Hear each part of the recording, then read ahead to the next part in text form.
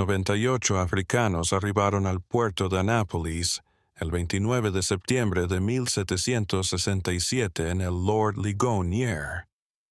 42 habían muerto en el viaje.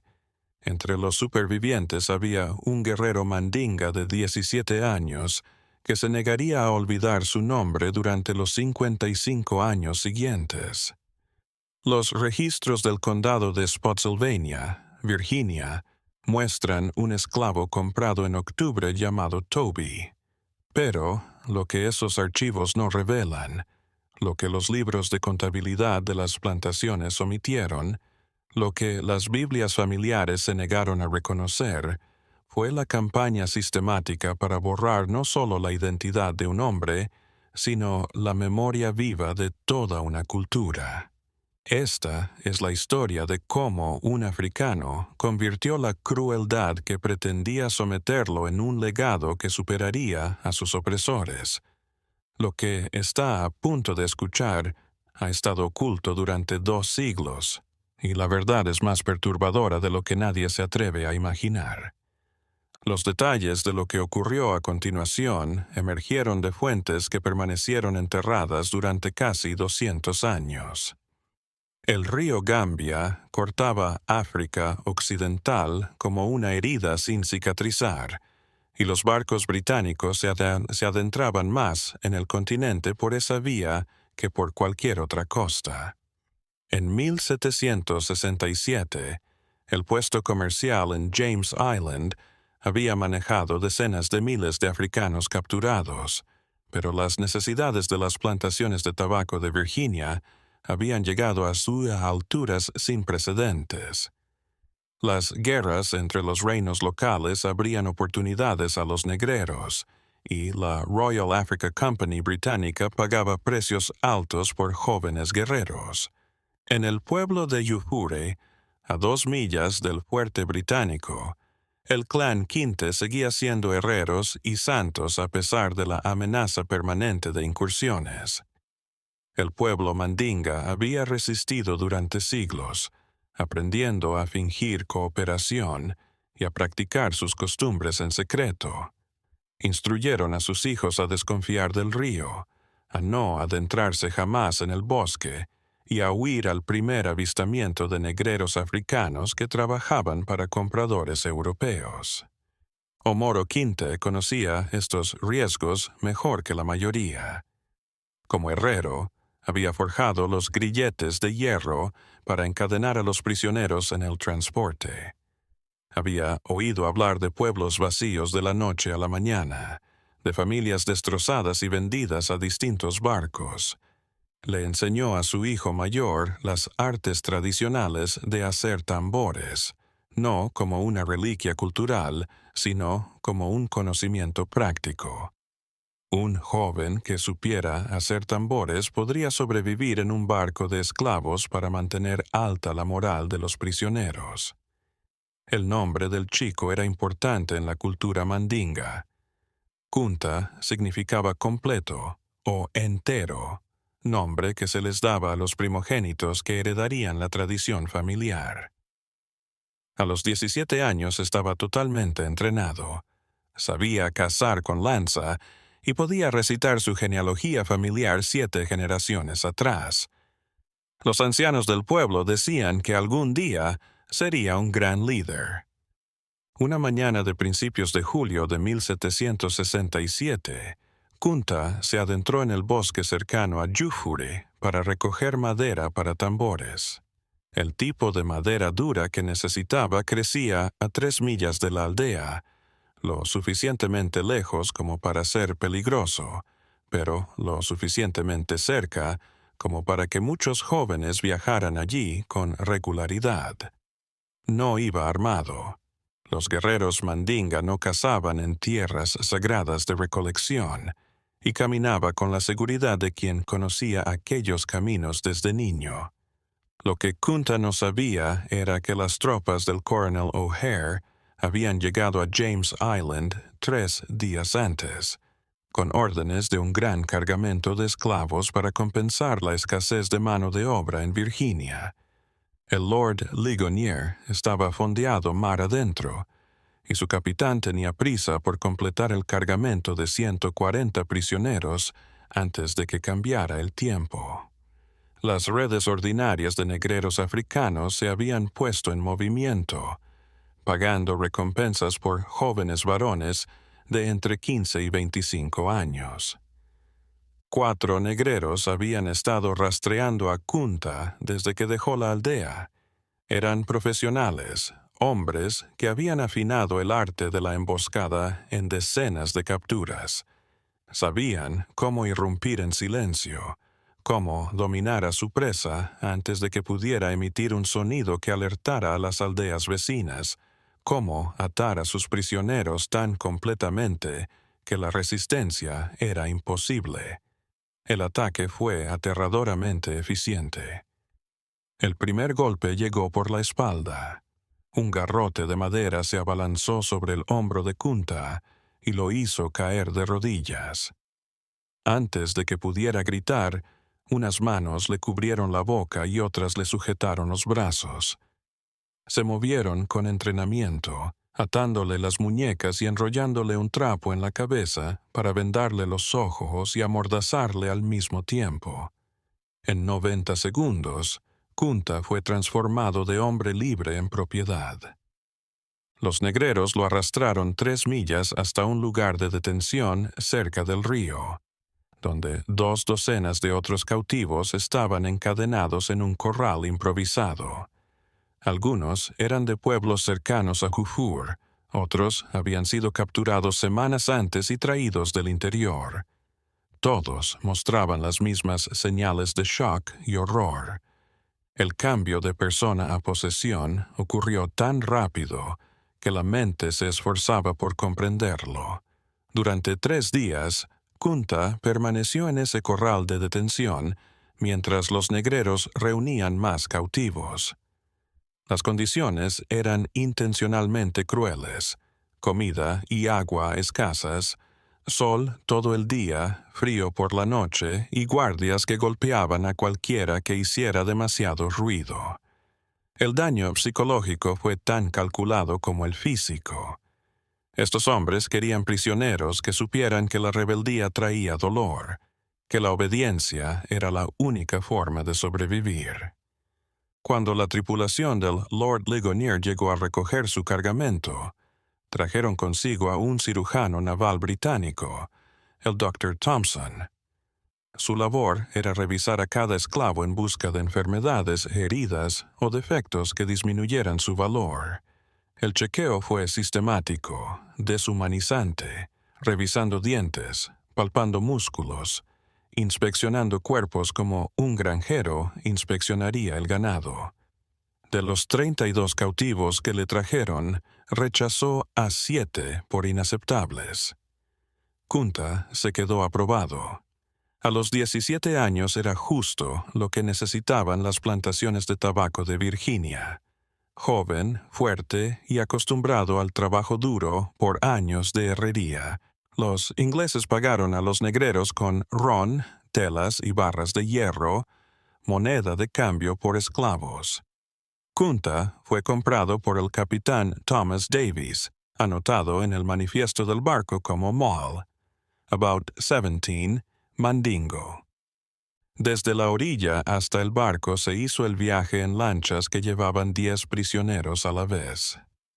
Los marineros británicos realizaron este movimiento con una eficiencia ensayada, ya que sabían que este punto, cuando los prisioneros veían por primera vez el gran barco que los llevaría a través del océano, a menudo provocaba desesperados intentos de fuga. Los sujetaron a todos y se movieron. La primera visión de Lord Ligonier le mostró a Kunta la magnitud de lo que estaba ocurriendo. Esto no era una incursión en una sola aldea, sino una operación industrial afinada durante décadas de práctica. El barco estaba adaptado para transportar seres humanos, con varias cubiertas transformadas para apilar tantos cadáveres como fuera posible en el menor espacio. Otros prisioneros ya estaban a bordo, sus caras visibles a través de las rejillas de las bodegas de carga. La tripulación británica guió el nuevo cargamento bajo cubierta, donde presenciaron condiciones que desafiaban la comprensión humana. La cubierta de esclavos tenía unos 5 pies de altura, y todos tenían que agacharse o tumbarse. El espacio para cada uno era de 16 pulgadas de ancho por 6 pies de largo, lo suficiente para acostarse. El calor era sofocante, el aire demasiado denso con sudor y miedo. Plataformas de madera subdividían el espacio en 2 pisos, duplicando el número de prisioneros que podían ser apilados en cada sección. La tripulación encadenó a los prisioneros en parejas, tobillo derecho con tobillo izquierdo, para que no pudieran caminar solos, más cadenas extendiéndose por las paredes, conectando con los grilletes de tobillos y manteniéndolos lejos de las escaleras. El daño psicológico de estas limitaciones iba más allá del encierro físico. Demostraban que tu supervivencia estaba en manos de la persona a la que estabas encadenado. Kunta fue encadenado a un hombre llamado Fanta, capturado en una aldea a 50 millas tierra adentro. Ni el uno ni el otro hablaban con fluidez el dialecto del otro, pero tenían suficientes raíces mandingas en común para comunicarse en las necesidades elementales. Fanta llevaba 2 semanas preso y conocía las costumbres del barco. Cuando llegaba la comida, cómo tumbarse para evitar los peores calambres, que marineros británicos eran más propensos a propinar palizas sin venir a cuento. Lord Ligonier permaneció fondeado 1 semana más, mientras el capitán Davis trataba con los mercaderes de la costa para más cautivos.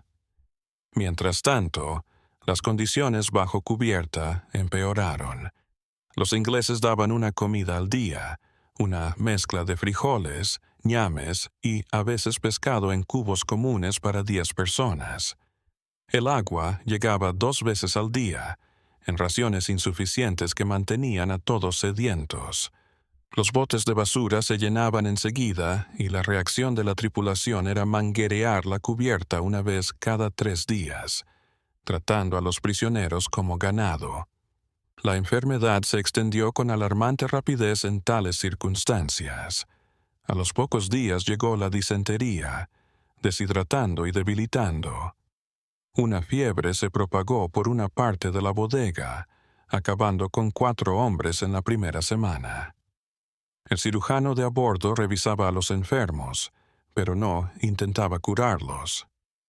Su labor era determinar si podrían recuperarse lo suficiente para ser vendibles, no para dar atención médica. El 5 de julio de 1767, el Lord Ligonier zarpó de África con 140 cautivos encadenados en la cubierta inferior. El capitán Davis anotó en su diario que estaba contento con el cargamento y que esperaba un viaje rentable. Lo que no vio fue la violencia sistemática necesaria para controlar a tanta gente desesperada, encerrada en condiciones de pesadilla. El pasaje medio, el viaje a través del Atlántico desde África hasta las Américas, solía durar entre 6 y 12 semanas, según el clima.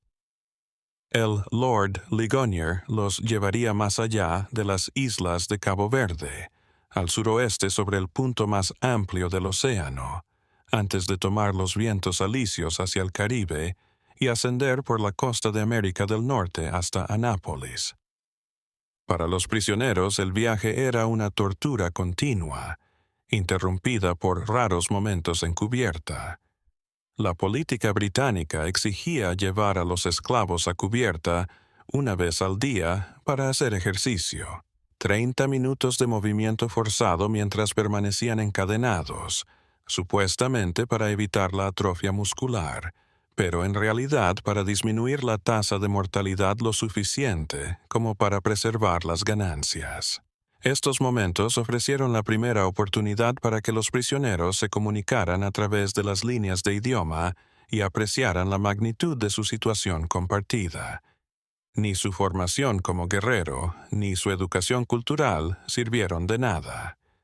Todo lo que había aprendido sobre el valor, el honor, la resistencia, no significaba nada cuando estabas encadenado en la oscuridad, sin armas, sin saber a dónde te llevaban las naves. El tormento psicológico era sistemático. Aislamiento de cualquiera que hablara tu idioma, sin saber qué te iba a pasar, y la debilidad física por la comida y el agua insuficientes que hacían difícil pensar con claridad. Pero Kunta observó cosas en la forma en que actuaban los marineros británicos. Los marineros que traían comida eran menos cuidadosos en tiempo de tempestad. El ejercicio en cubierta se realizaba siempre a la misma hora, si el tiempo no lo impedía. El cirujano del barco casi nunca ponía un pie en las bodegas entre inspecciones oficiales. Estas notas no abrían la puerta a una fuga inmediata, pero mostraban que el barco seguía patrones que podían ser aprovechados. Otros prisioneros hicieron comentarios similares. Un hombre llamado Katie, que había sido comerciante antes de ser capturado, hablaba un poco de inglés por negociar con comerciantes ingleses. Escuchó lo que decían los marineros y contó lo que oía a los que estaban a su lado. El barco iba para Nápoles, que algunos cautivos identificaron como la forma mandinga de decir Anápolis. Eran subastados para trabajar en las tabaqueras. Los ingleses esperaban que la mayoría muriera en 10 años por las condiciones tan salvajes en que trabajaban. Esta información creó un imposible. Algunos prisioneros hablaron de amotinarse cuando suficientes de ellos llegaran a cubierta al mismo tiempo. Pero los grilletes hacían casi imposible cualquier movimiento concertado y la tripulación británica estaba armada con mosquetes y sables. Cualquier rebelión que fracasara conllevaría la ejecución de todos los participantes. El cálculo del riesgo era cruel. Huir y morir casi seguro o permanecer esclavo con una pequeña esperanza de libertad. Kunta escuchó estas discusiones, pero no intervino. Su padre le había enseñado que los guerreros eligen sus batallas según las posibilidades de victoria, no por orgullo o desesperación. Todo, en su situación actual, hacía que la rebelión fuera suicida, pero almacenó cada detalle sobre las rutinas del barco, cada falla en los procedimientos de la tripulación británica, cada información que podría necesitar más tarde. 3 semanas después del viaje, una fiebre se propagó por la bodega con una rapidez aterradora. Las mismas condiciones que hacían del lugar un infierno calor sofocante, falta de ventilación, agua sucia, ausencia de saneamiento crearon un nido para las enfermedades infecciosas. Hombres que habían sobrevivido a la captura y al viaje al barco morían encadenados a sus compañeros. Sus cadáveres permanecían allí durante horas, a veces días, hasta que la tripulación se daba cuenta y los retiraba. El cirujano del barco, el doctor Thompson, anotaba cada fallecimiento en su diario con desapego clínico. Según él, una tasa de mortalidad del 15% en los barcos negreros era aceptable. Un 30% necesitaba ser investigado. Si morían más del 40% de los esclavos, el capitán sería juzgado por la Royal Africa Company por mala praxis. Los muertos no eran personas, eran costes que reducían los beneficios. Otro compañero de Kunta, Fanta, enfermó de fiebre en la 4ª semana. Los primeros signos eran inconfundibles: escalofríos a pesar del calor sofocante, dolor de cabeza, delirio. Fanta todavía estaba lo suficiente consciente como para darse cuenta de lo que le estaba pasando, y, en un momento de dolorosa lucidez, se disculpó con Kunta por lo que estaba por venir. 2 días después, Fanta murió, y Kunta pasó 18 horas encadenado a un cadáver, antes de que la tripulación británica se diera cuenta y retirara el cuerpo. La tripulación no le dio otro compañero a Kunta. En cambio, acortaron su cadena de tobillo y la sujetaron directamente a la pared, dejándolo con menos libertad de movimiento que antes. Este aislamiento fue involuntario. La tripulación simplemente no había capturado suficientes esclavos para reemplazar a todos los muertos, pero aumentó el tormento mental de Kunta. Durante semanas estuvo prácticamente aislado sensorialmente, rodeado de gente que sufría y sin poder interactuar con nadie. Cuando creíamos haber visto lo peor del horror del pasaje medio, las condiciones en el Lord Ligonier empeoraron. El tiempo empeoró a medida que el barco se adentraba en el Atlántico, y lo que ocurrió a continuación llevaría al límite la voluntad de vivir de cada superviviente. La tormenta llegó la 7ª semana en el mar. Las tormentas atlánticas de finales de verano hacían temblar incluso a navíos veteranos como el Lord Ligonier. El capitán Davis había hecho este viaje 2 docenas de veces, pero cada vez el clima podía matarte en cuestión de horas. Las primeras señales llegaron al amanecer. Un cambio en el viento. Nubes acumulándose en el horizonte occidental. Una caída ominosa en la presión que dejó el aire denso y sofocante. Davis mandó asegurar toda la carga y prepararse para aguas agitadas. Para los prisioneros encadenados en cubierta, esta preparación no supuso nada nuevo. Permanecieron encadenados en sus lugares, pero ahora el barco se balanceaba y cabeceaba cada vez más violentamente.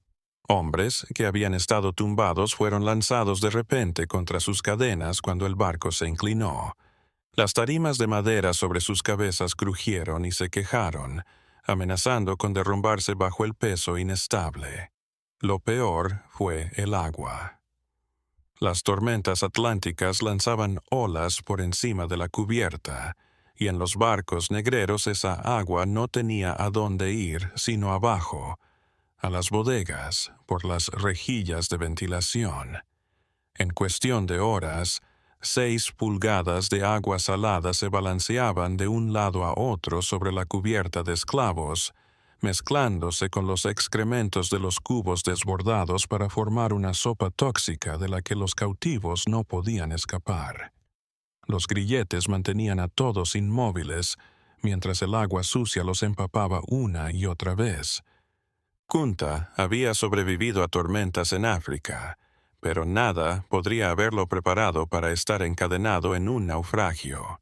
El barco se elevaba sobre una ola, se detenía en la cima y descendía con fuerza suficiente para levantar brevemente los cuerpos encadenados a las plataformas de madera antes de dejarlos caer de nuevo. Los ruidos eran horribles. Maderas crujiendo, marineros gritando órdenes arriba y debajo, los lamentos de hombres seguros de que el barco se hundiría y se ahogarían en la oscuridad de sus cadenas. La tormenta duró 4 días. En ese momento, la tripulación inglesa no intentó meter comida ni agua bajo cubierta. Su propia seguridad era más importante que su carga. Los prisioneros vivían una tortura de sed, hambre, balanceo y temor a que la siguiente ola rompiera el barco. Algunos hombres enloquecieron durante esos 4 días, gritando sin parar hasta quedarse afónicos, y después seguían gritando en silencio con la boca abierta y los ojos llenos de terror. Cuando el tiempo finalmente se aclaró, el Dr. Thompson se adentró en las bodegas para inspeccionar los daños. 18 más habían muerto, algunos por heridas sufridas en el movimiento brusco, otros por sed desesperada al beber el agua sucia, algunos por lo que parecía un colapso psicológico puro. El cirujano ordenó que los cuerpos fueran arrastrados y arrojados por la borda, y luego hizo que la tripulación rociara con mangueras la cubierta de esclavos sin molestarse en mover primero a los supervivientes. El viaje del Lord Ligonier ejemplificó los cálculos del comercio atlántico de esclavos. El capitán Davis había zarpado de África con 140 prisioneros. Las muertes por la tormenta elevaron el número total de fallecidos a 42, una tasa de mortalidad del 30%. Esto era más alto de lo que Davis habría preferido, pero aún dentro de límites aceptables para un viaje que encontró clima severo. La Royal Africa Company haría cuentas sobre los 98 supervivientes menos los gastos del viaje, y decidiría si el capitán Davis merecía una recompensa o una reprimenda por mala gestión. Para Kunta y los demás supervivientes, el final de la tormenta no supuso alivio. El pequeño número de prisioneros hacía aún menos probable que la tripulación se preocupara por la higiene elemental en las bodegas. Los cuerpos habían sido retirados, pero la contaminación permanecía. La enfermedad siguió extendiéndose, ahora agravada por las infecciones en las heridas que la gente se había hecho durante el violento desplazamiento. El cirujano del barco no atendía. Su función era ver si los esclavos sobrevivían para ser vendidos, no curarlos. La 9ª semana en el mar, algo se movió en la conciencia de Kunta. El trauma vivido, el aislamiento y la impotencia habían ido desgastando su identidad. Había visto hombres enloquecer. Había visto la muerte volverse tan familiar que retirar cuerpos ya no provocaba una reacción. Había sentido su propia humanidad romperse bajo el constante ataque a su humanidad. Pero había algo que sus captores no habían podido arrebatarle: su nombre. En la cultura mandinga los nombres otorgaban poder. Te ligaban a tus antepasados, te situaban en la sociedad y te identificaban.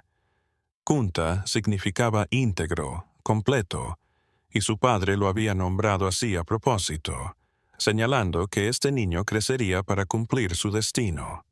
Mientras Kunta mantuviera su nombre, recordara las palabras de su padre en su ceremonia de nombres, recordara la genealogía que se remontaba 7 generaciones. Una parte de él permanecería más allá del alcance británico. Otros prisioneros a su lado habían perdido sus nombres bajo el trauma del pasaje medio. Los recuerdos se volvieron poco fiables. Hombres que habían subido al barco conociéndose perfectamente se hallaron dudando de datos elementales de su pasado. Las lenguas se mezclaron, las costumbres que parecían inmutables de África se sintieron como sueños a medias recordados. Los ingleses ni siquiera tenían que suprimir estas identidades. Las condiciones que establecieron hacían ese trabajo por sí mismas. Kunta inició un ritual personal que lo acompañaría durante las semanas que quedaban de viaje. Cada mañana, en los pocos minutos de ejercicio en cubierta, repetía mentalmente su genealogía completa. Soy Kunta Kinte, hijo de Omoro Kinte, nieto de Kayaba Kunta Kinte, el hombre santo del clan Kinte de Jufure. Mencionaba las enseñanzas de su padre, lecciones de herrería, de fabricación de tambores, el sabor de la comida de su aldea. Estos recuerdos se transformaron en su resistencia, prueba de que existía como un ser humano completo, a pesar de los esfuerzos británicos por reducirlo a una mercancía. Lord Ligonier divisó la costa de América del Norte en la 11ª semana. La vista de tierra hizo cambiar el comportamiento de la tripulación. Asearon mejor el barco, repararon el equipo averiado y hasta mejoraron un poco la dieta de los prisioneros. Estas movidas no tenían nada que ver con preocupaciones humanitarias y todo que ver con el valor de mercado. Los compradores que acudían a Anápolis revisarían el cargamento y se venderían a bajo precio los esclavos que parecieran demasiado débiles o enfermos. El 29 de septiembre de 1767 el barco atracó en el puerto de Anápolis. Para los prisioneros, El momento trajo una combinación imposible de emociones. El viaje que había acabado con la vida de 42 de sus compañeros llegaba a su fin, pero lo que les esperaba en tierra eran décadas de esclavitud sin esperanza de libertad en un país cuyo idioma desconocían y cuyas costumbres desconocían. Los británicos tenían un proceso minucioso para tratar los barcos de esclavos. En primer lugar, llegaban los oficiales del capitán del puerto a revisar la carga con el manifiesto del barco y a cobrar los derechos de aduana. Luego, los prisioneros eran llevados a cubierta en pequeños grupos, todavía encadenados, para un examen inicial por posibles compradores. Solo tras esta exposición anticipada a la venta se realizaría la subasta propiamente dicha, normalmente en el plazo de una semana desde la llegada, para reducir al mínimo los gastos de manutención y estabulación del cargamento. La primera vez que Kunta vio Anápolis, todo lo que conocía de África se desvaneció. La arquitectura era diferente. Edificios de madera con tejados a dos aguas, en vez de construcciones redondas de barro cubiertas de paja. El aire era extraño, más frío y seco que la humedad tropical que había conocido toda su vida. Y la gente era casi toda blanca. Se veían pocos negros trabajando en los muelles. El periódico Maryland Gazette anunció el 1 de octubre de 1767. Recién importado en el barco Lord Ligonier, Capitán Davis, del río Gambia, un cargamento de esclavos sanos elegidos, que se venderán en Anápolis el martes 7 de octubre. Esa expresión, esclavos sanos escogidos, era el punto final de un proceso mercantil que había convertido a seres humanos en ganado de labranza. Los 42 muertos no aparecían en el anuncio. El trauma de los sobrevivientes no importaba. Lo que les importaba a los cultivadores de tabaco de Maryland era que 98 africanos estaban ahora a la venta, listos para trabajar en condiciones que probablemente los matarían en una década. La subasta se llevó a cabo en una taberna cerca de los muelles de Anápolis. Los compradores acudieron a ver la mercancía, revisando dientes, en busca de enfermedad, probando la fuerza. Algunos le preguntaron al cirujano del barco de dónde venían los cautivos, ya que algunas africanas eran mejores trabajadoras que otras. El cirujano se refirió al grupo de Kunta como mandinga, generalmente bueno para el trabajo en el campo y menos dado a la fuga que otros grupos. Esta evaluación fue desastrosamente equivocada, pero el conocimiento que tenían los colonos blancos acerca de las sociedades africanas era tan superficial que consideraban a todos los pueblos cautivos como intercambiables. John Waller acudió a la subasta en nombre de la plantación familiar de tabaco en el condado de Spotsylvania, Virginia. Los Waller eran una familia destacada. El abuelo de John había sido un rico propietario de tierras, y la familia poseía varias propiedades atendidas por decenas de personas esclavizadas. John necesitaba algunos esclavos varones jóvenes para reemplazar a los que habían muerto recientemente por enfermedad o accidentes laborales, y había traído suficiente dinero para comprar 3 o 4 cautivos. Cuando John observó a Kunta, vio justo lo que necesitaba: un joven varón físicamente fuerte, sin enfermedades evidentes y del tipo corpóreo, que indicaba resistencia al trabajo físico. Que Kunta lo mirara a los ojos, un gesto de desafío que los esclavistas más experimentados habrían reconocido, pero que John atribuyó a la inteligencia en lugar de la rebeldía. La subasta fue rápida. Otros cultivadores estaban interesados, pero John hizo una oferta y se llevó la tierra. La venta se anotó en términos comunes de negocios. Un negro de 17 años, pagado en su totalidad, transferido a John Waller del condado de Spotsylvania.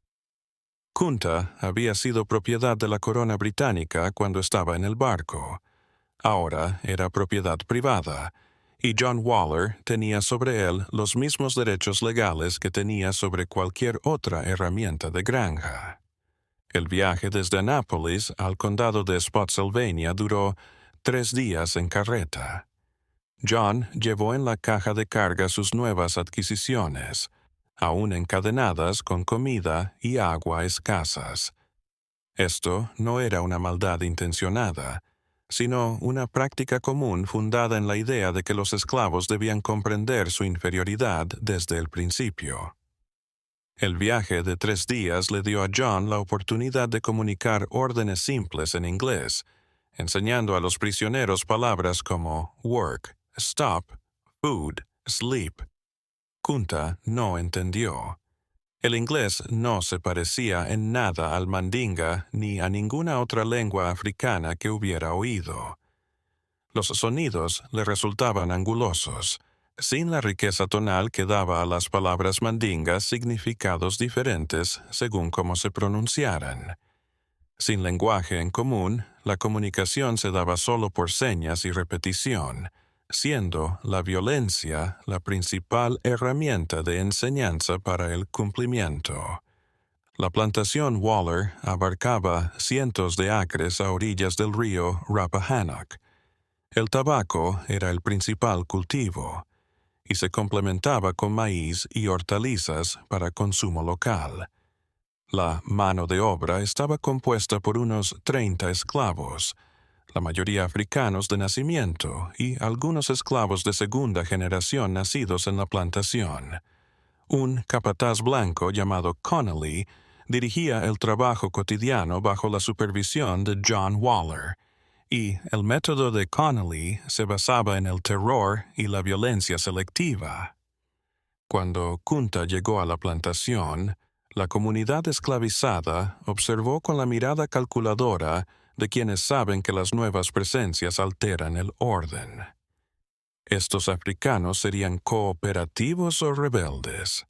¿Compartían algún idioma con los trabajadores actuales? ¿Eran maestros en algún oficio que les podría conseguir trabajos más suaves? ¿O acabarían como bestias de campo en el trabajo más salvaje? Lo primero que hizo John Waller fue cambiarle el nombre a su nueva adquisición. En su libro de cuentas anotó: Hombre negro comprado en Annapolis, octubre de 1767, llamado Toby. Este cambio de nombre no fue casual. Fue un paso intencionado en el proceso de convertir a una persona en esclavo. Los nombres africanos eran impronunciables para los blancos y, sobre todo, portadores de una identidad que debía ser erradicada. Un esclavo llamado Toby no tenía pasado africano, no tenía historia más allá de lo que su amo le permitía, no tenía identidad más que la de posesión. Cuando Connolly mostró a los demás esclavos a Kunta con su nuevo nombre, señalándolo y diciendo Toby una y otra vez, la reacción de Kunta fue instantánea. Se señaló a sí mismo y dijo Kunta Kinte. Connolly lo tomó por falta de comprensión antes que por desobediencia, y repitió el nombre más lento y fuerte. Toby, Kunta Kinte, repitió Kunta con la misma firmeza. Y entonces la gran batalla de su vida se reveló. John Waller era propietario del cuerpo de Kunta, podía venderlo, golpearlo, matarlo de trabajo, pero el nombre de Kunta, la esencia de sí mismo, le pertenecía. La respuesta de Connolly a este problema de comunicación fue la violencia. Le dio una bofetada a Kunta en la cara y luego repitió Toby, señalándolo. Kunta repitió su nombre. Connolly lo golpeó de nuevo, con más fuerza. Kunta, apelando a su formación guerrera y las lecciones de su padre sobre dignidad en cautiverio, sostuvo la mirada y repitió Kunta. Lo que Connolly y John Waller no captaron es que estaban observando valores culturales que habían mantenido al pueblo mandinga durante siglos. A Kunta le habían enseñado que los nombres tenían poder, que la identidad trascendía la apariencia y que un hombre que aceptaba una identidad falsa perdía más que la vida. Para Kunta, ser azotado por decir su nombre era doloroso, pero tolerable. Aceptar un nombre falso era morir espiritualmente. Esta batalla duró 3 días. Cada vez que alguien le decía Toby, Kunta le corregía con su nombre. Cada error era castigado con azotes, raciones de comida disminuidas, aislamiento. El resto de los esclavos de la plantación miraban este enfrentamiento con sentimientos encontrados. Algunos elogiaban el valor de Kunta, otros lo consideraban una rebeldía estúpida que solo conseguiría un trato peor para todos. Un viejo esclavo llamado Fiddler, nacido en África pero residente en Virginia desde hacía 40 años, se acercó a Kunta durante un descanso laboral. En mandinga entrecortado e inglés, Fiddler trató de describir su situación. Los hombres blancos lo tenían todo, hasta los nombres. La lucha era inútil y solo traería dolor. Era preferible asumir el nombre de Toby en público y reservar tu identidad para ti misma. Pero Kunta no pudo aceptarlo. Su padre le había explicado que ceder una parte a la injusticia siempre llevaba a cederla por completo. Si aceptaba un nombre falso, incluso en público, estaría cediendo a los hombres blancos el poder de nombrarla. Ese reconocimiento sería el primer paso para ser la posesión que decían que era, en vez de una persona cautiva injustamente. Al 4.º día, John Waller llevó a Kunta a la casa grande de la plantación para una lección de obediencia, como la llamó. El proceso fue metódico y deliberadamente público. Waller hizo que amarraran a Kunta a un poste en presencia de los demás esclavos, y les explicó, a través de la traducción de Connolly, lo que estaba por ocurrir. Kunta era azotado hasta que reconociera su nuevo nombre. Esto no era un castigo por una mala acción, sino una lección práctica sobre la naturaleza del poder absoluto. La flagelación se inició con una precisión metódica. Connolly empleó una correa de cuero para infligir el máximo dolor sin incapacitar a Kunta como trabajador. Tras cada golpe, Waller repetía la misma pregunta. ¿Cómo te llamas? Cuando Kunta decía Kunta Kinte, otro golpe. La tortura siguió hasta que Kunta perdió el conocimiento. Cuando despertó horas después, encadenado en los aposentos donde dormían los esclavos, se halló rodeado de otros africanos que habían presenciado toda la exhibición. Sus caras mostraban simpatía, temor y resignación. Todos habían pasado por lo mismo cuando llegaron por primera vez. Todos habían aprendido que la rebelión traía consigo dolor y derrota, pero también habían notado algo que John Waller y Connolly habían pasado por alto. A pesar de la paliza, Kunta nunca había pronunciado el nombre de Toby. Se había desmayado por el dolor antes de revelar su nombre, y eso resonó en aquellos que habían sido obligados a comprometerse de innumerables maneras solo para sobrevivir.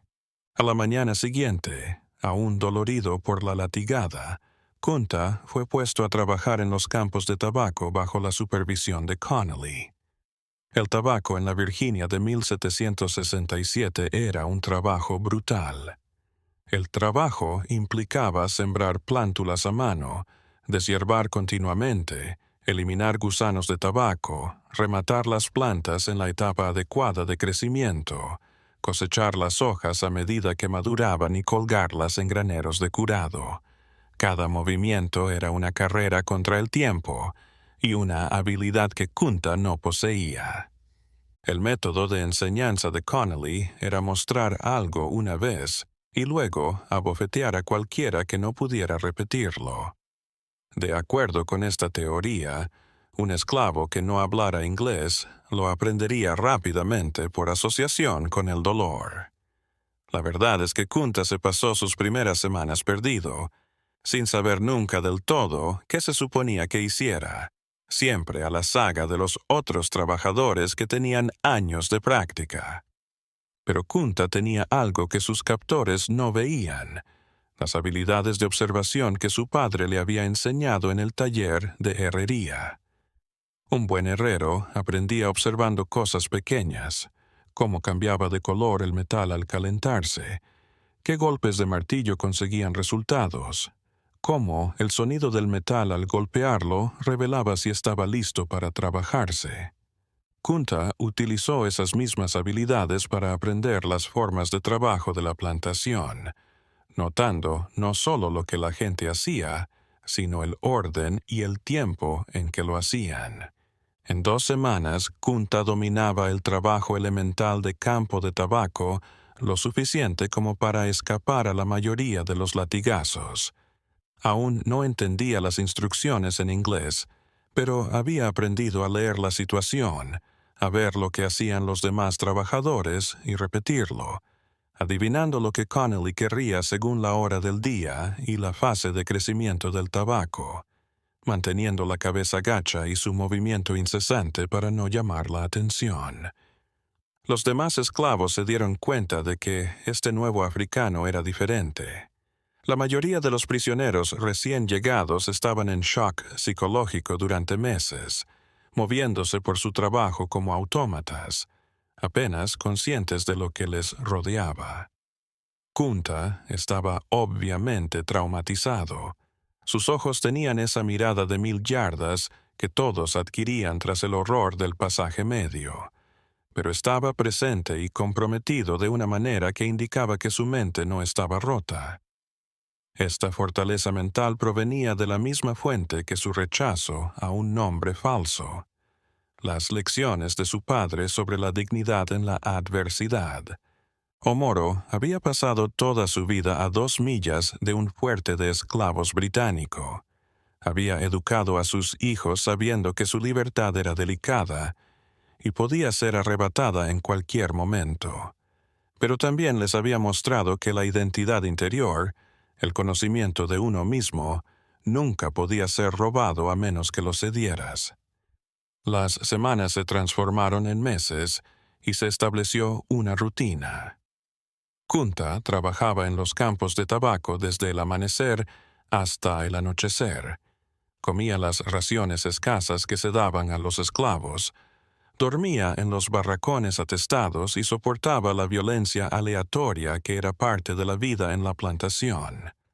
John Waller a veces ponía a prueba si la flagelación había funcionado, refiriéndose a Kunta como Toby y viendo cómo reaccionaba.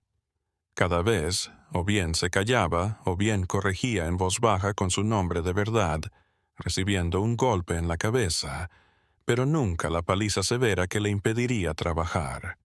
A Waller le resultaba extraño, pero no alarmante. Algunos esclavos eran más lentos para someterse que otros. Mientras Kunta obedeciera y no se rebelara abiertamente, su rechazo a asumir su nombre de esclavo era más una molestia que un problema. Waller supuso que el tiempo y la inmersión constante en la realidad de la plantación desgastarían cualquier resistencia. Lo que Waller no vio fue que cada día que Kunta retenía su nombre, ganaba una pequeña batalla contra el sistema que intentaba quebrantarlo. Y otros esclavos de la plantación observaron esas victorias. Vieron a un africano que había sobrevivido al horror del pasaje medio, castigado con latigazos por negarse a renunciar a su nombre, que de alguna manera había conservado su humanidad a pesar de todo lo que la esclavitud le hacía. A fines del invierno de 1767, Kunta había sido esclavo durante medio año. Capturado en julio, transportado a través del Atlántico, vendido en octubre y forzado a trabajar en la cosecha de tabaco.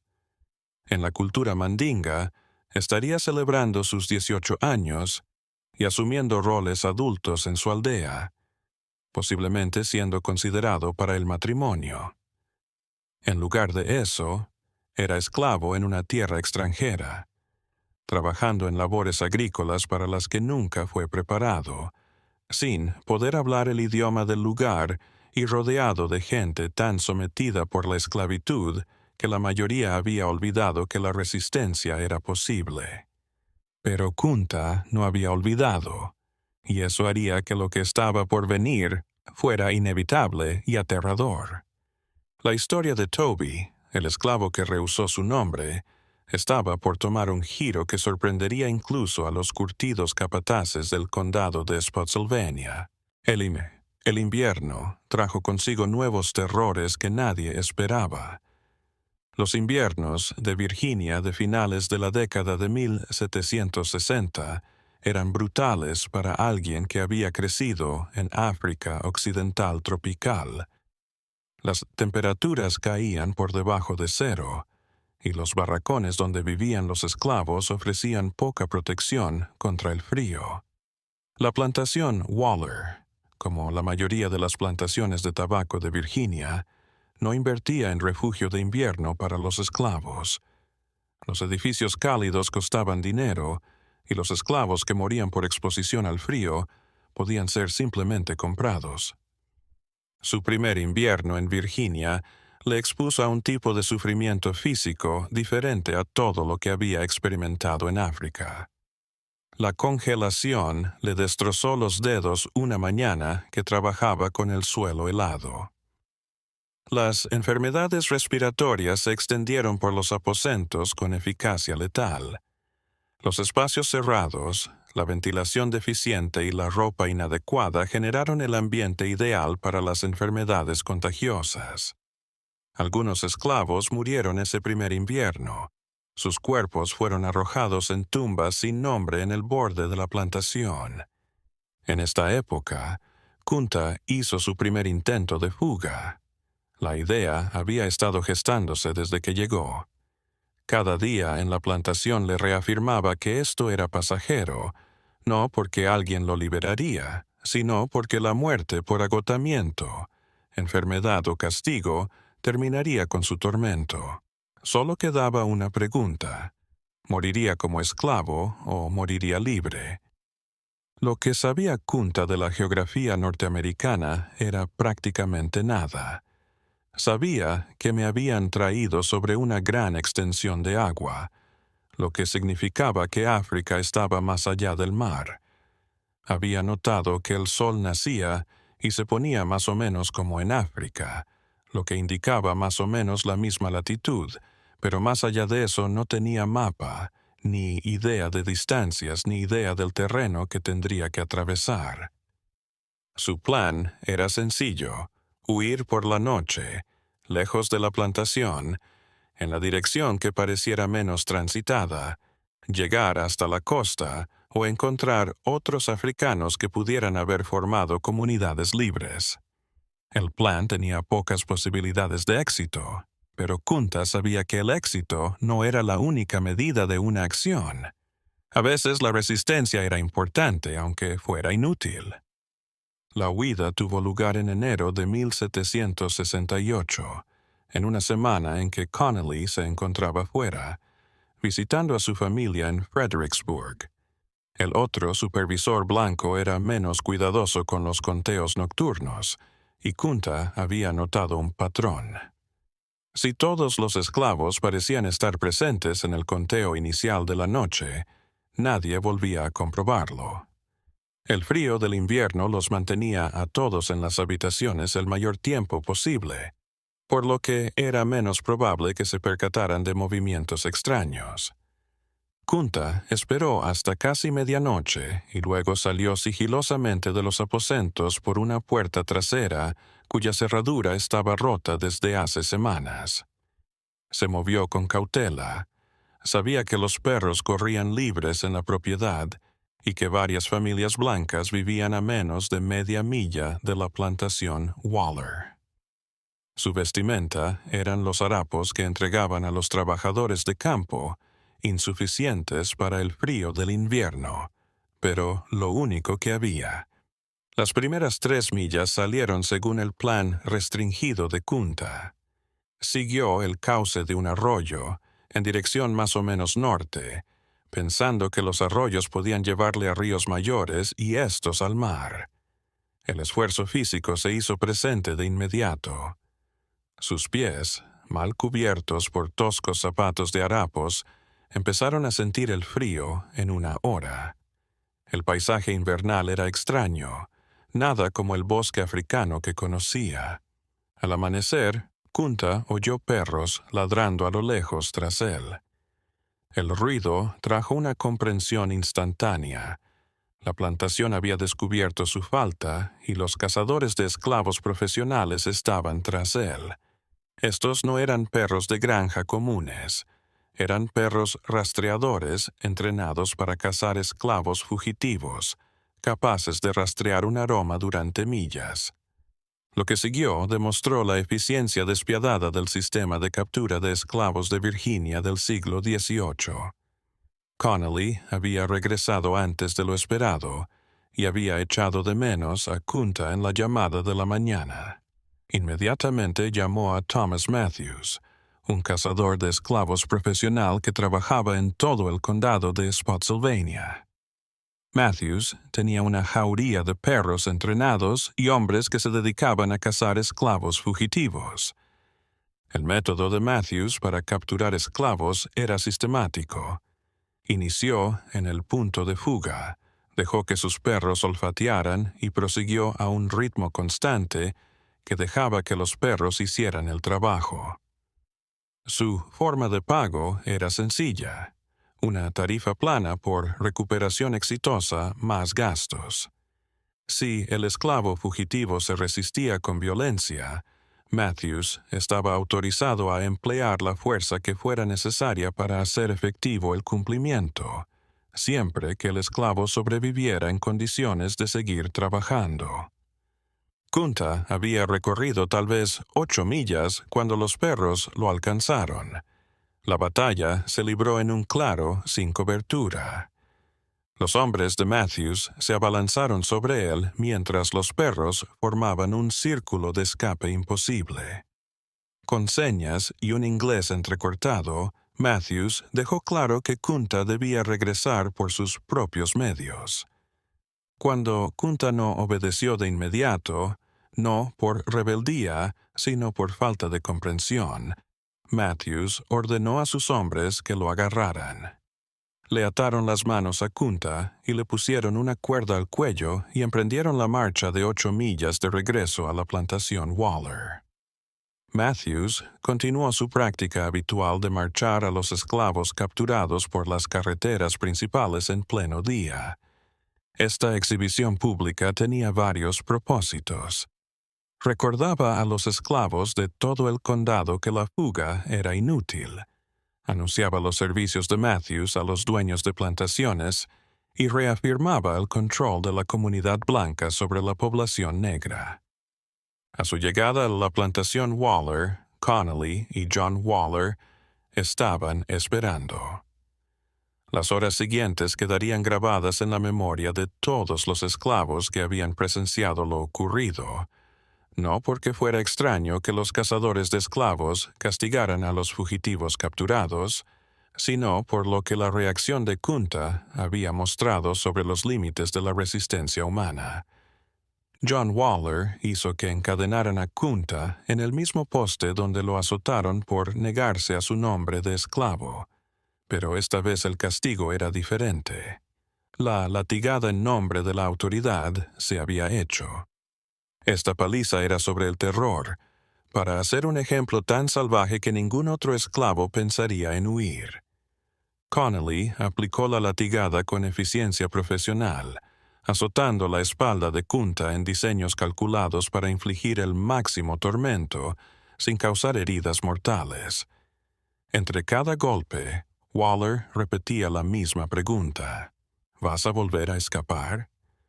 La reacción esperada era una negación rotunda y una súplica de misericordia. La verdad es que Kunta, sacando fuerzas inexplicables, se mantuvo en silencio durante toda la paliza. El silencio de Waller lo inquietó más que si hubiera gritado. Un esclavo que gritaba y suplicaba demostraba conocer su impotencia y podía ser sometido. Un esclavo que aguantaba en silencio la tortura tenía algo dentro de sí a lo que no podía llegar la flagelación. Después de 30 latigazos, lo suficiente para dejar la espalda de Kunta en un mar de sangre, Waller detuvo el castigo y ordenó que Kunta fuera encerrado en un cobertizo de almacenamiento durante una semana con comida y agua insuficientes. La semana de confinamiento le permitió a Kunta reflexionar sobre las repercusiones de su intento de fuga. El dolor era intenso, pero soportable. Había sufrido heridas parecidas en el entrenamiento guerrero en África. El cuerpo humano podía soportar más dolor de lo que la gente imaginaba. Lo que más le preocupaba era el fallo estratégico de su huida. 8 millas en 12 horas era lamentable. Los perros rastreadores lo habían atrapado sin dificultad y no había logrado aprender nada sobre la geografía entre la plantación y la posible libertad. Pero la fuga también había revelado algo sobre el sistema de plantación. Estaba edificado sobre el terror y la vigilancia, no sobre muros. No había muros alrededor de la propiedad Waller, ni guardias en los límites. La cárcel era mental.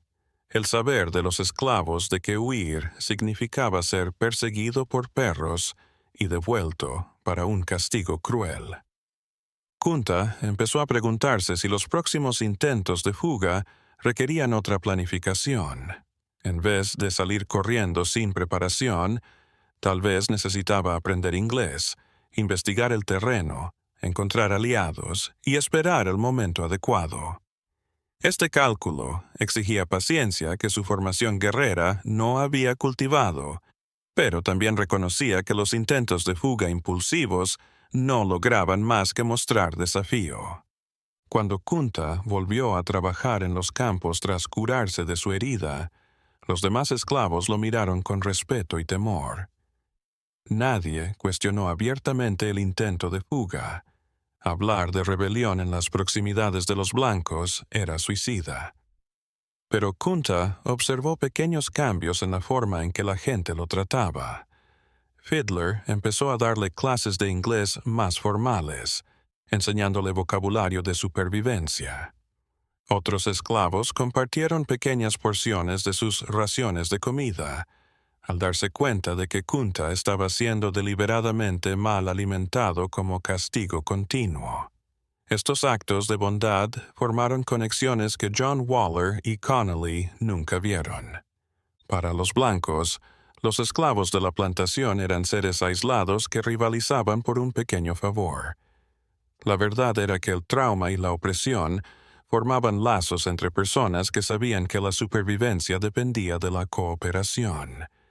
Cuando llegó la primavera de 1768, Kunta llevaba 10 meses esclavizado. Su inglés había mejorado lo suficiente como para comprender órdenes sencillas y hacerse entender. Había dominado el ciclo del tabaco lo suficiente como para evitar la mayoría de las palizas y había empezado a darse cuenta de que la plantación Waller formaba parte de un sistema más amplio de esclavitud que abarcaba toda Virginia y más allá.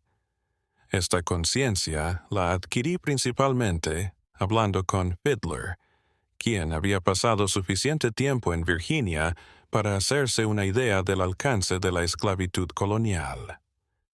Solo en el condado de Spotsylvania había cientos de plantaciones, miles más en toda Virginia.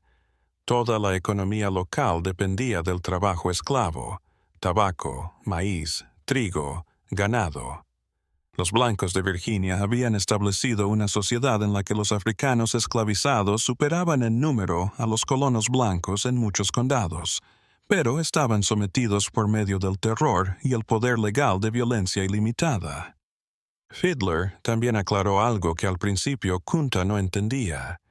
Había esclavos que nunca habían visto África, que habían nacido en las plantaciones de Virginia de padres que habían nacido en la esclavitud. Estos esclavos de segunda y tercera generación crecieron hablando inglés, cristianos y sin memoria de África. Desde el punto de vista blanco, estos eran los esclavos perfectos. No tenían otro punto de referencia cultural y podían ser controlados mejor que los cautivos nacidos en África. Esta noticia obligó a Kunta a considerar una posibilidad aterradora.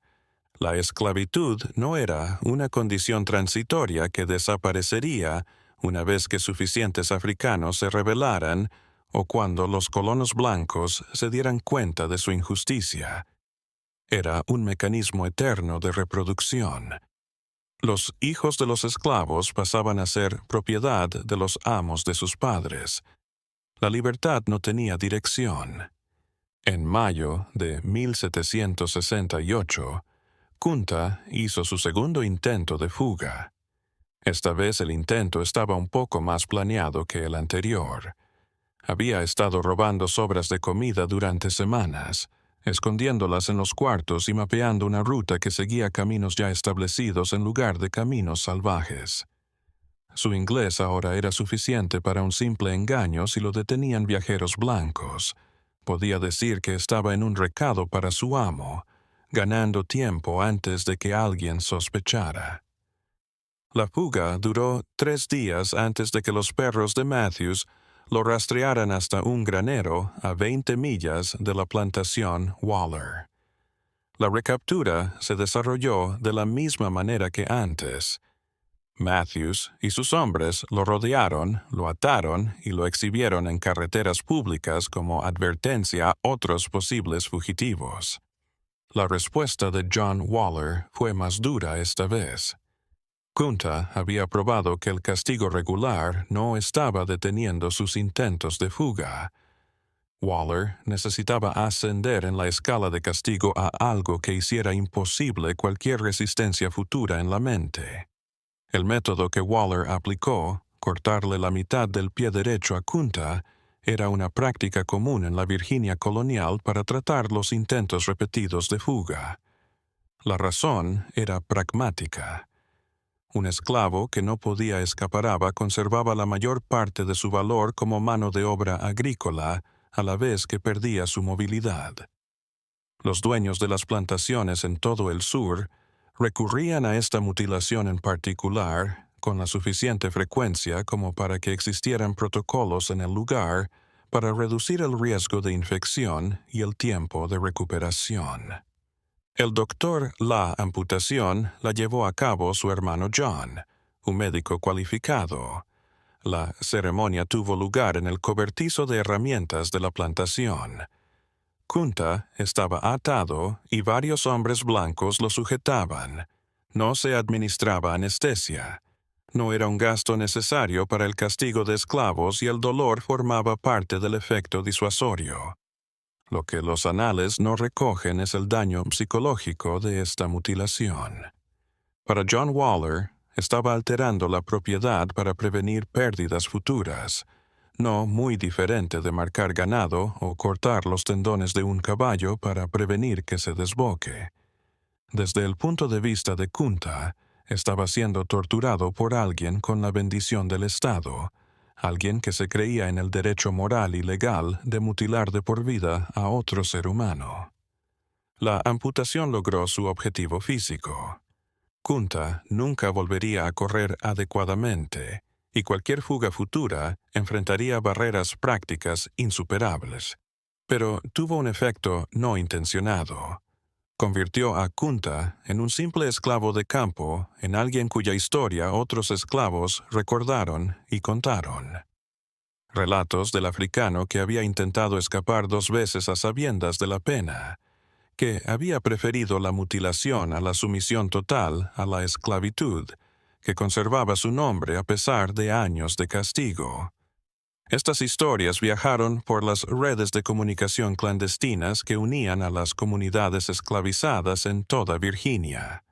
Kunta se erigió como un ícono de resistencia, no por triunfar, sino por persistir ante la adversidad. Mientras se recuperaba de la amputación, confinado en los aposentos y sin poder trabajar, Kunta habló con Fiddler y otros esclavos veteranos. Estas conversaciones abrieron mis ojos a partes de la vida en la plantación que no había reconocido antes. Los demás esclavos habían aprendido formas ingeniosas de conservar la dignidad y la humanidad a pesar de estar esclavizados. Mantenían relaciones familiares clandestinas entre las plantaciones. Practicaban cultos religiosos africanos en reuniones clandestinas. Enseñaban a sus hijos sobre la libertad, incluso cuando la libertad parecía imposible. Estas charlas también mostraron lo difícil que era sobrevivir a la esclavitud. Algunos habían colaborado con las autoridades de la plantación como capataces o sirvientes domésticos, canjeando pequeños favores por mantener el orden entre los trabajadores de campo. Otros se habían convertido al cristianismo. La religión les ofrecía un modo de darle sentido al sufrimiento y la esperanza de una justicia futura. Otros habían creado mecanismos psicológicos para sobrevivir al trauma, compartimentando su sentido del yo, obedeciendo en apariencia mientras resistían en secreto. Kunta escuchó estas historias y se dio cuenta de que su manera absolutista, rechazando su nombre de esclavo, intentando escapar contra probabilidades imposibles, era solo una estrategia entre muchas.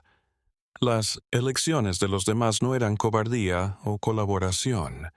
Eran otras formas de responder a la misma pregunta imposible. ¿Cómo conservas la humanidad cuando un sistema está programado para aniquilarla? Cuando Kunta volvió a trabajar tras curarse de su herida, le cambiaron el trabajo. Incapacitado para amputar, ya no podía mantener el ritmo del trabajo de campo que exigía desplazamiento.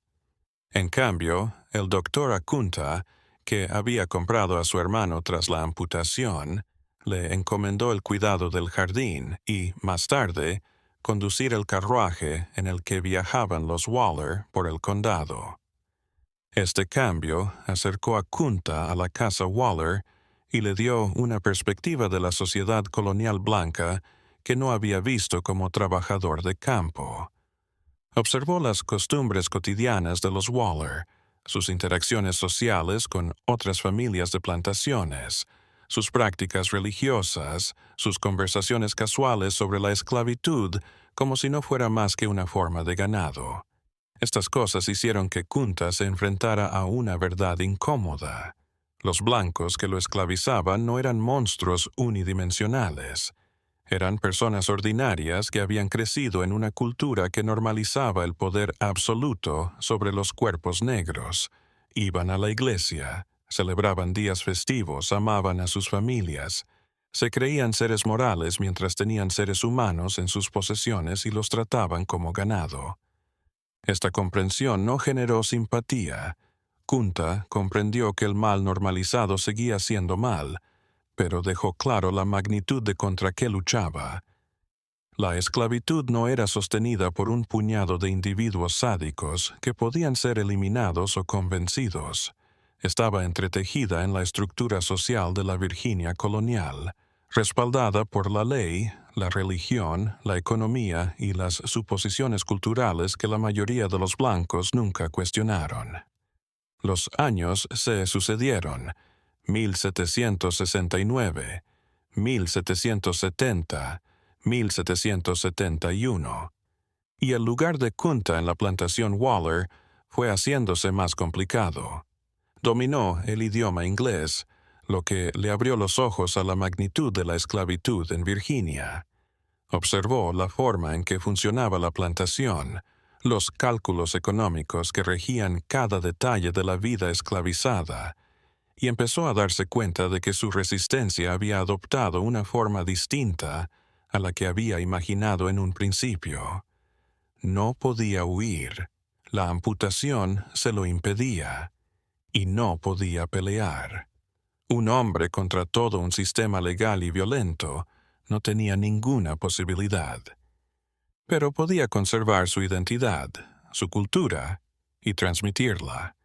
Su nombre continuó siendo Kunta Kinte, sin importar cómo lo llamaran los Waller. Su condición de esclavo no alteró su identidad como guerrero mandinga. En este tiempo, Kunta se enamoró de una esclava llamada Belle, que era la cocinera de la casa Waller.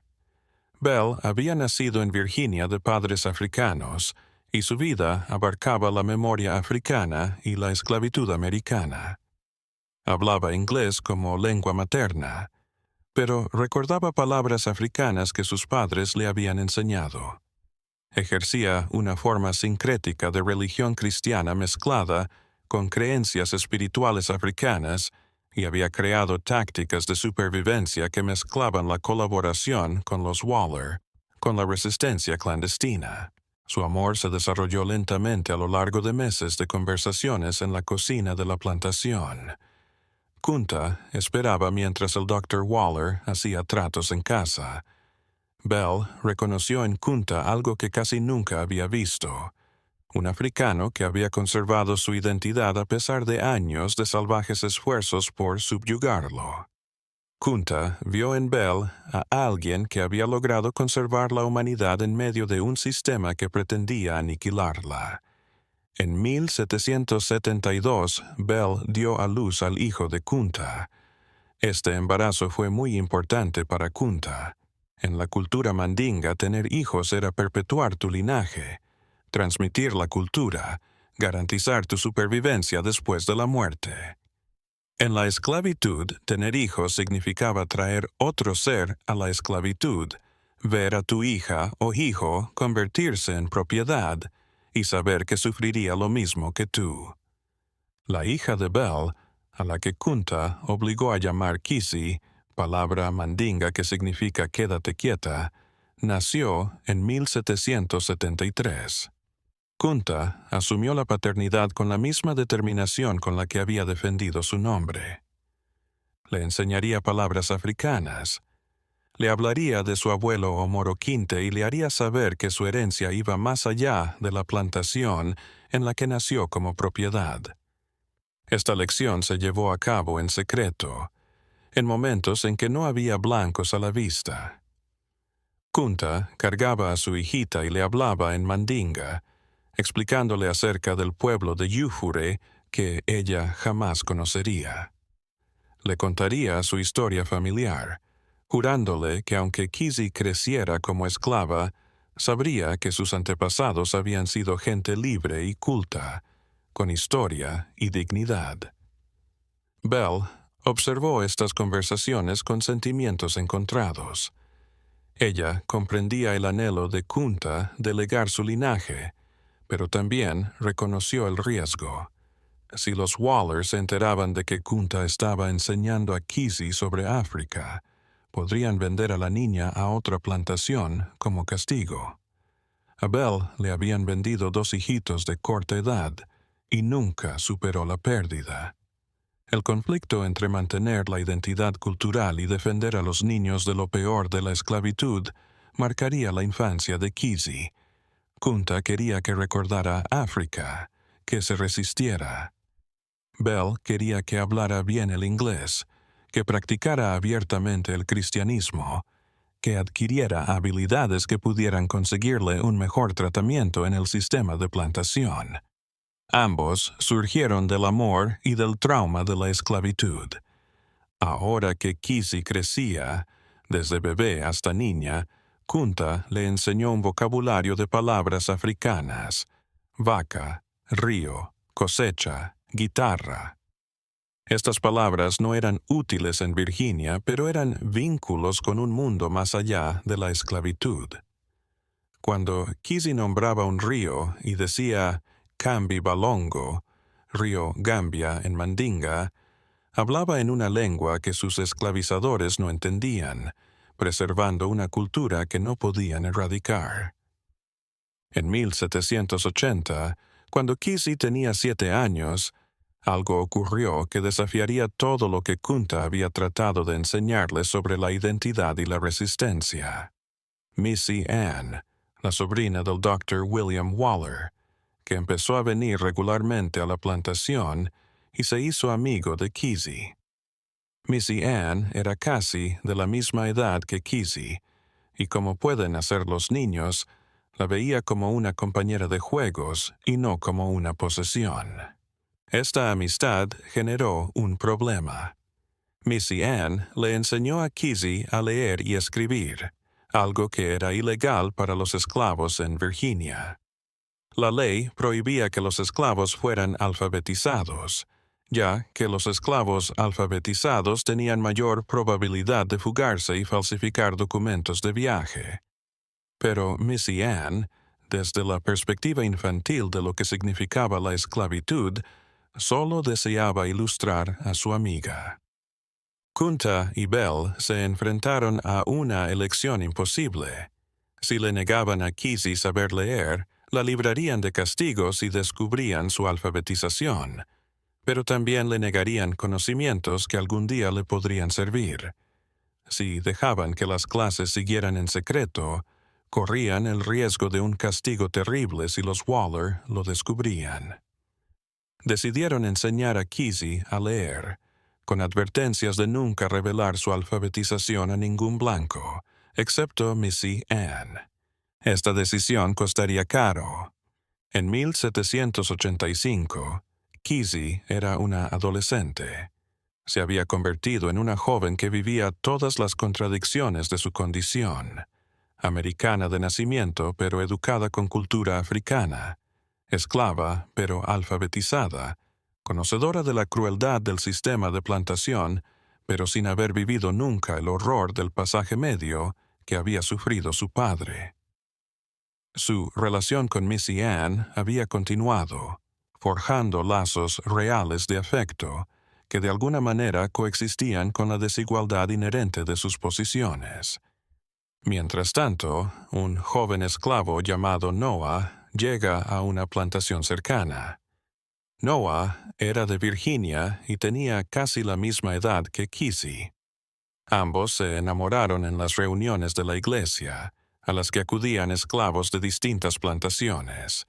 Esta relación, siempre vigilada, sin privacidad, era la plenitud del amor en la esclavitud, auténtica humanidad en un sistema que se proponía evitarla. En 1786, Noah se escapó. Su intención era alcanzar Pensilvania, que había iniciado la emancipación gradual, y de algún modo regresar por Kizzy y liberarla también. El plan tenía pocas posibilidades de funcionar, pero Noah era lo suficientemente joven como para pensar que el amor podía vencer la opresión sistémica. Le rogó a Kizzy que le escribiera un salvoconducto, un certificado de que tenía permiso de su amo para viajar por un asunto determinado. Dichos pases eran comunes para los esclavos que tenían diligencias que hacer de una propiedad a otra. El alfabetismo oculto de Kizzy la convertía en una de las pocas personas esclavizadas que podían forjar una falsificación convincente. Kizzy captó el peligro. Falsificar un pase de viaje no solo estaba prohibido, era un crimen severo que se castigaría con azotes y, muy probablemente, la venta a otra plantación. Pero Noah dijo que sin el pase no tenía ninguna posibilidad de escapar, pero con él podría ser libre. Y Kizzy, de 16 años y enamorada, decidió ayudarlo a pesar de saber lo que podía pasar. El escape de Noah falló. En 2 días, los cazadores de esclavos tenían el pase falso en sus manos y rastrearon la letra hasta Kizzy. Cuando William Waller descubrió que la hija de su cocinera esclavizada sabía leer y escribir y que había utilizado ese conocimiento para facilitar un intento de fuga, actuó con rapidez y sin piedad. Kizzy fue vendida a un tratante que llevaba esclavos a Carolina del Norte. La venta se realizó en menos de 24 horas tras el hallazgo para prevenir que Bell y Kunta intentaran algo. Un día, Kizzy vivía en la plantación Waller con sus padres. Al día siguiente era de un extraño, llevada a cientos de millas de distancia sin poder comunicarse con su familia. Para Kunta y Bell, esta muerte fue la cima de todas las amenazas de la esclavitud. Habían criado una hija, le habían enseñado sobre dignidad, sobre identidad, la habían visto convertirse en una joven de notable valentía, y luego el sistema contra el que habían luchado durante años les mostró su fuerza definitiva. Podía llevarse a su hija, y legalmente no podían hacer nada para impedirlo. La reacción de Kunta a esta pérdida marcaría las últimas décadas de su vida. Había sobrevivido a la captura en África, al pasaje medio, a palizas repetidas, había conservado su identidad frente a la presión y había preferido perder un pie antes que someterse por completo a la esclavitud. Pero perder a Kizzy en una venta forzada rompió algo en él que el trauma anterior no había logrado hacer. Los archivos históricos revelan que tras la venta de Kizzy, Kunta se volvió más reservado.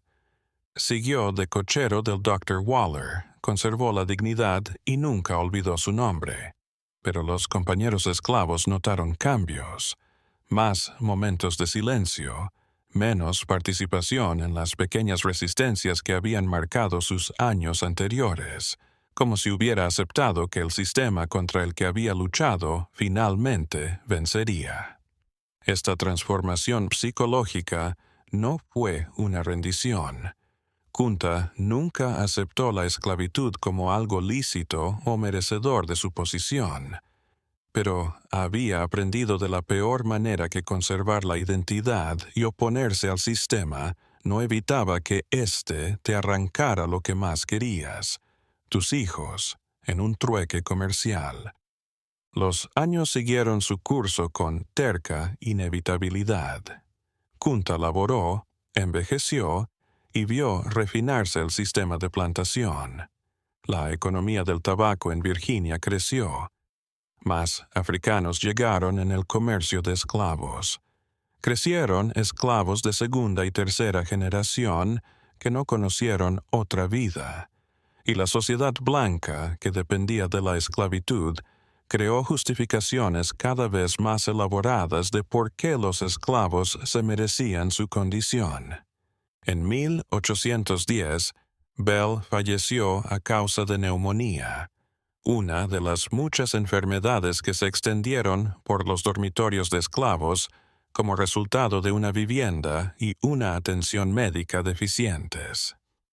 Kunta siguió trabajando 12 años más, hasta que la edad y las heridas imposibilitaron incluso el trabajo ligero. En 1822, a los 70 años, Kunta Kinte murió en la plantación Waller, aún esclavo y sin haber vuelto a África ni haber conseguido la libertad. Los registros de la plantación indican su muerte como Toby, aged about 70, died of natural causes. Nada de África, nada del pasaje medio, nada de los 2 intentos de fuga y la amputación resultante.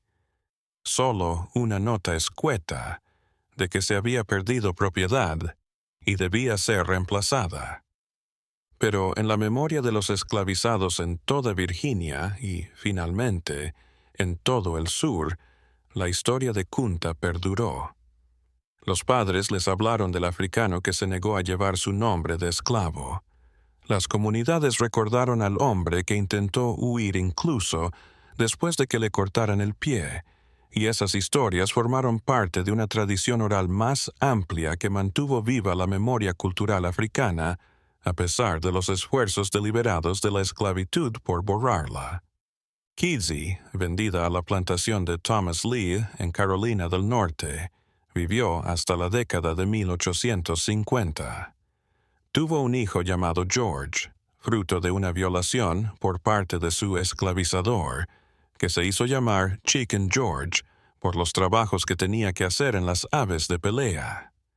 George finalmente sería liberado y sus hijos serían testigos del fin legal de la esclavitud en 1865. Durante 7 generaciones, el nombre de Kunta Kinte se mantuvo vivo gracias a la palabra hablada cuando los registros escritos fueron destruidos o nunca existieron.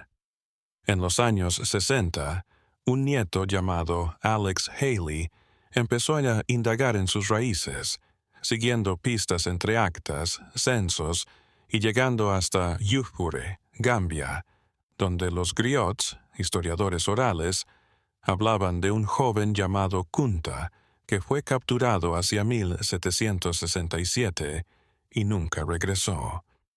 El libro que Haley escribió, Raíces, la saga de una familia americana, daría a conocer la historia de Kunta Kinte a millones de personas en todo el mundo. Desataría un nuevo interés por la genealogía afroamericana, obligaría a hablar sobre la herencia persistente de la esclavitud y demostraría que la gente esclavizada no era simplemente víctima, sino gente que había conservado su identidad y se había resistido a pesar de todo. Pero el corazón de esa narrativa, la verdad que América nunca quiso reconocer, no era sobre la victoria o la redención. Se trataba de un guerrero africano de 17 años capturado y transportado a través del Atlántico, esclavizado durante 55 años, que intentó escapar 2 veces y perdió parte de su pie en castigo, que instruyó a su hija sobre una libertad que nunca conocería, que conservó su nombre y su identidad a pesar de los intentos deliberados por borrarlos, y que murió como propiedad en la misma plantación en la que había vivido la mayor parte de su vida esclavizada. El horror de la historia de Kunta Kinte no es que fuera inusual, es que fue normal. Cientos de miles de africanos sufrieron un trauma similar en el comercio transatlántico de esclavos. Millones de esclavos vivieron y murieron en condiciones similares. El sistema que acabó con la libertad de Kunta Kinte funcionó legalmente, con sanción religiosa y con apoyo generalizado en la sociedad colonial y americana temprana durante casi 3 siglos. Lo que hace importante la historia de Kunta Kinte no es que se rebeló o escapó o logró la libertad, porque, a pesar de todo lo que la esclavitud le hizo, nunca olvidó quién era. Su nombre continuó siendo Kunta Kinte. Su identidad de guerrero mandinga permaneció intacta y la pasó a su hija, quien la pasó a su hijo, y así sucesivamente hasta el día de hoy. Esa persistencia, la conservación de la identidad a través de siglos de trauma, es una forma de resistencia que los arquitectos de la esclavitud nunca pudieron vencer por completo. Podían esclavizar cuerpos, controlar trabajo, ejercer violencia sin límites y separar familias en ventas obligadas, pero no podían borrar el conocimiento de que los esclavizados habían sido seres humanos plenos antes de ser capturados, con culturas e historias anteriores a la esclavitud, identidades más allá de la propiedad en que los convertía la sociedad blanca. Esta historia nos revela algo fundamental acerca de la experiencia americana. Este país se edificó sobre una bestialidad sistemática que explotó a seres humanos como si fueran ganado. El tabaco, el algodón, el azúcar y el arroz que enriquecieron la economía salieron de las manos esclavizadas en condiciones tan atroces que es difícil leer sobre ellas incluso 2 siglos después. Y los marcos legales, religiosos y culturales que los estadounidenses blancos desarrollaron para racionalizar esta violencia siguen moldeando la sociedad estadounidense mucho después de la abolición de la esclavitud. El legado de Kunta no es fácil ni salvador. Es un recordatorio de lo que se perdió, lo que se sobrevivió y lo que nunca se podrá restaurar por completo. Su narrativa obliga a enfrentar la realidad histórica que algunos quisieran olvidar, que el país que declaraba que todos los hombres son creados iguales tenía al mismo tiempo el mayor sistema de esclavitud del hemisferio occidental, y que las consecuencias de esa contradicción resuenan a través de los siglos.